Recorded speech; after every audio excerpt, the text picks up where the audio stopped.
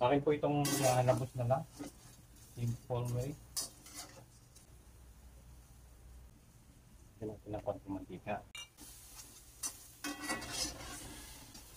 Meron pong malalaki pero payat po siya. Kaya hindi ko inuha. Ito po yung maliit na taba.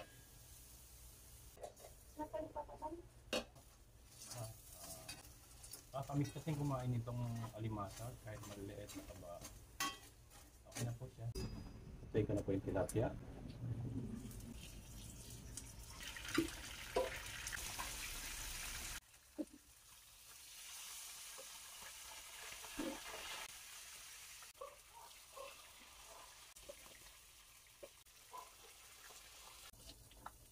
Yan po, medyo golden brown na ang bawang at sunod na natin ang sibuyas.